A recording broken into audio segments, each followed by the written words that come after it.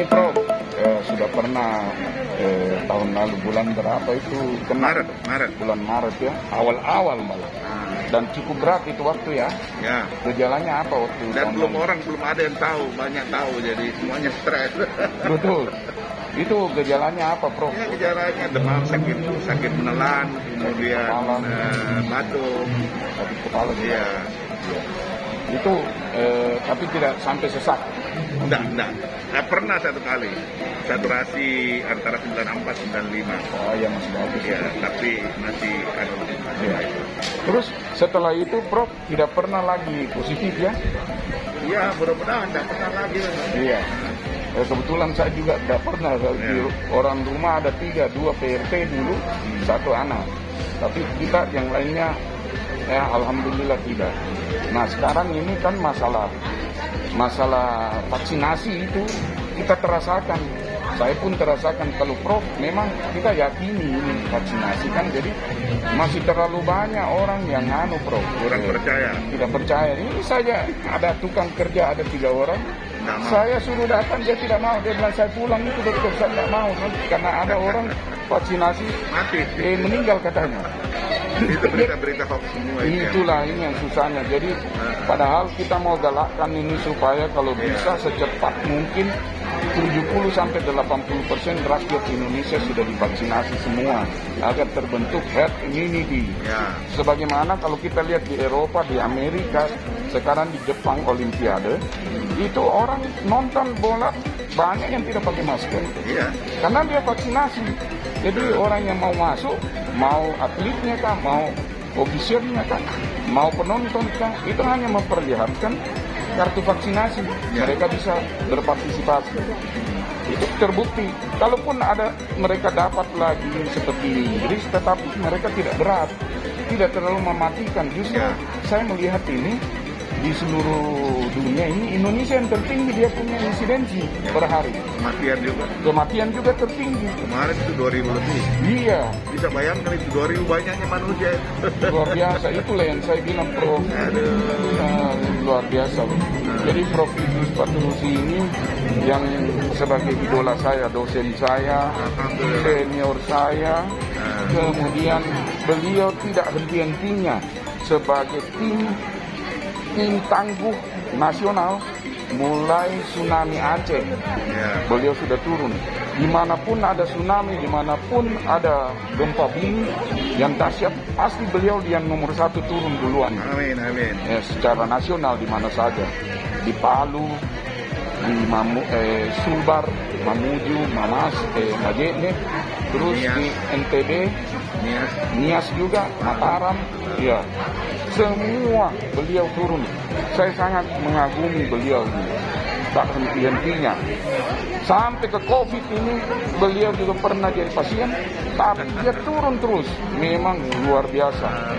Iya, ini Tuhan betul-betul sangat mencintai Prof Idrus karena orangnya tidak mau membantu semua bencana-bencana. Jadi sosialnya sangat tinggi. Kemudian di pendidikan pun sampai sekarang tetap beliau itu memperhatikan untuk kemajuan pendidikan di Indonesia, bahkan untuk jadikan orang itu sampai ke profesor S3 bahkan rekomendasi sekolah di luar negeri, Jepang. Jadi luar biasa beliau. Saya sangat mengagumi beliau. Ya, mungkin ada pesan-pesan Prof. Ya, pesan saya kira apa yang disampaikan Dr. David ya, bahwa vaksin ini tidak membuat kita lebih menderita, tetapi itu melindungi kita, melindungi keluarga dan lain sebagainya. Ya, ingat setelah kita divaksin, walaupun kekebalan itu tidak 100% mengatakan bahwa kita mungkin tidak terkena lagi, tetapi paling tidak kalau kita terkena maka gejalanya itu akan lebih ringan dan kemudian alhamdulillah mungkin untuk sampai ke kematian itu kita bisa terhindar lah. Soal ajal itu ya ajal, tetapi sejauh ini kalau kita sudah divaksin bahwa ada nilai plus dibanding dengan orang yang belum divaksin. Ya. Kemudian ini Prof, orang yang punya komorbid, Ya. tentu kan tidak perlu takut. Ada dia punya SOP orang yang punya komorbid untuk vaksinasi. Ya, menurut Prof, bagaimana itu? Jadi komorbid itu memang ada. Jadi sebelum kita vaksin itu ada screening. Jadi kalau ada beberapa aturan-aturan di screening itu memang ada kontraindikasi atau indikasi untuk melakukan vaksin.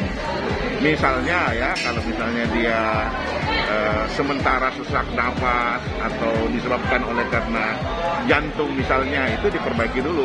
Atau asma. Ya, misalnya dia ada kelainan ginjal, dia punya gangguan fungsi ginjal di mana fungsi laboratoriumnya meninggi, ureum kreatininnya meninggi, itu biasanya kita perbaiki dulu. Iya. Tetapi kalau sudah baik ya dia masih bisa dilakukan. Bisa vaksin.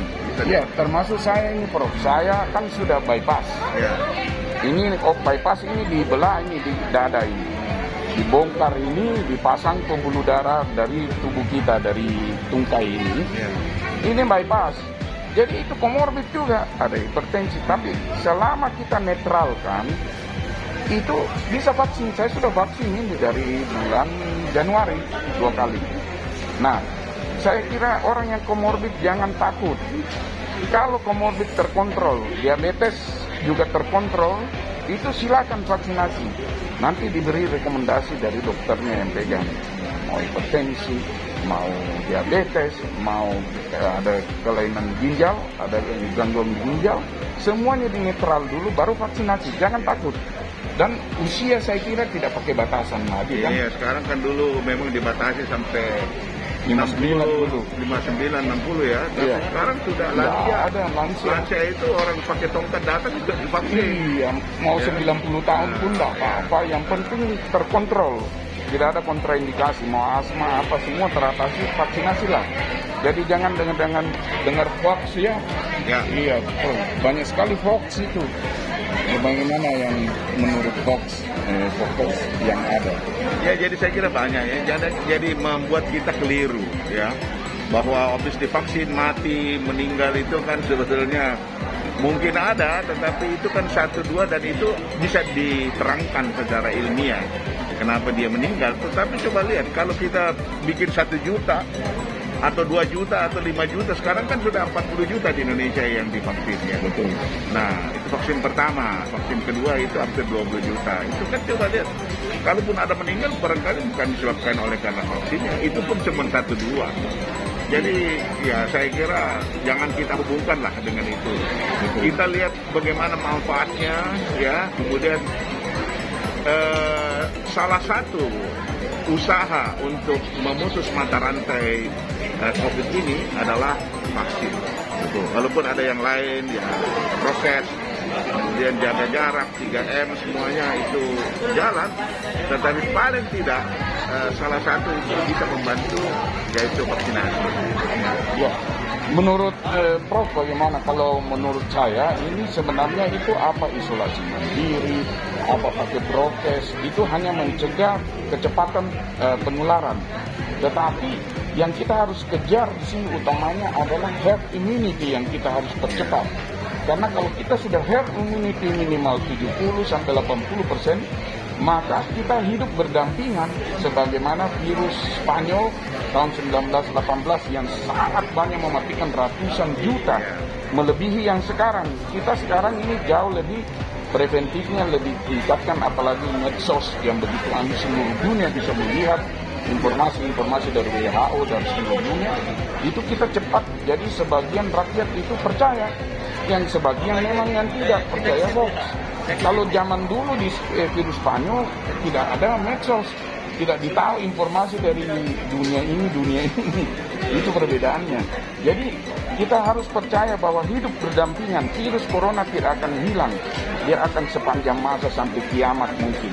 Tetapi kita mengejar hidup berdampingan sebagaimana virus influenza yang dari dulu yang Spanyol ini. Bagaimana menurut Prof? Iya, jadi saya kira seperti itu ya. Satu-satunya jalan ya kalau kita bisa mencapai 70% Sekarang kan kalau kita lihat Sulawesi baru sekian ya. Sulawesi tinggi. Sulawesi, Makassar yang agak tinggi, 30% ya, hampir mencapai 40. Iya, 40. Nah, saya sampaikan ke wali kota kalau kita sudah bisa mencapai 70%, at least barangkali bisa lebih enak lah, lebih nyaman kita untuk merasa bagaimana penularan itu bisa teratasi. Nah, masalah sekarang ini adalah jumlah kasus harian itu cukup besar. Terus terang sekarang masalah fasilitas isolasi ketimbang pasien baru itu masih belum seimbang. Jadi sekarang boleh saya katakan ada perhitungan ahli epidemiolog ya mengatakan bahwa kemungkinan sekarang orang yang OTG ya mungkin ada 10 ribuan. 10 ribuan dan yang tidak bisa diisolasi, sehingga mereka ini nggak usah 10 ribu, 5 ribu aja itu punya potensi untuk menularkan. Nah, jadi di samping kita memperkuat tracing, memperkuat isolasi, ya salah satunya adalah vaksin. Betul. Ya, jadi kalau kita sudah aman dengan vaksin, ya percayalah akan lebih baik daripada tidak dilakukan apa-apa. Ada perbedaan rakyat Indonesia dengan rakyat negara-negara yang patuh dengan pemerintah punya aturan, himbauan apa mereka patuh. Apa perbedaannya, Prof? Jadi kita lihat sekarang ya, itu Amerika dulu kan itu angka kematian sampai sekarang si jumlah yang meninggal itu termasuk yang terbesar. Tapi itu dengan populasi sekian dan setelah mereka giat melakukan vaksinasi, sekarang mereka itu sudah bebas masker. Iya, betul. Jadi orang malah kalau jalan pakai masker dilihat-lihat, oh ini belum divaksin kali ya. Nah seperti itu. Walaupun ya kita nggak tahu kemungkinan ada gelombang-gelombang lain yang gelombang ketiga atau apa, tapi tidak separah. Saya katakan bahwa tidak separah ya, seperti virus influenza. Dulu mematikan, sekarang kan semacam biasa aja. Kalau kita dikena virus influenza, paling 3 hari, 4 hari, 5 hari kita sembuh. makan jeruk, vitamin C, jemur kalau pagi, olahraga itu insya Allah sembuh. Betul. Dan itu bukan lagi penyakit yang menakutkan. Betul. Sudah berdampingan lah. Mudah-mudahan. Nanti akan Singapura sekarang itu sudah mendeklarasikan, mengkampanyekan untuk hidup berdampingan dengan COVID. Ya betul. Jadi mereka cuma kalau mau makan di restoran atau apa tinggal bawa sertifikat sudah vaksin. Iya. Nah kalau dia punya sertifikat vaksin sudah ada, dia aman. Iya. Dia Dipersilakan masuk. Dia silakan masuk.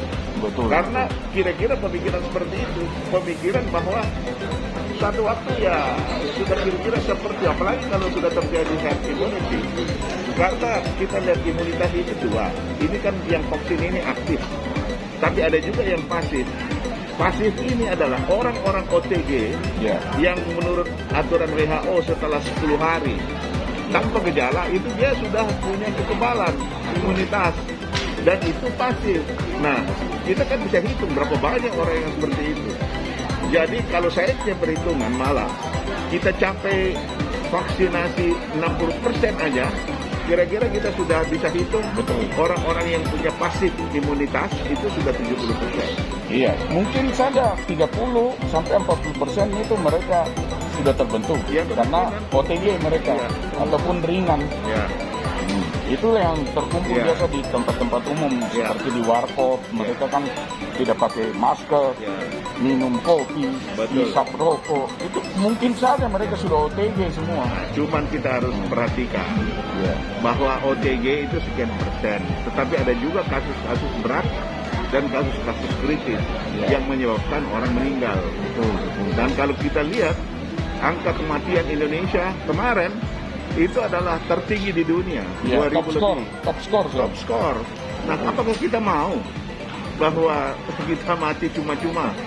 Dan banyak ada orang pejabat, ada orang profesor, ada dokter, ada nakes.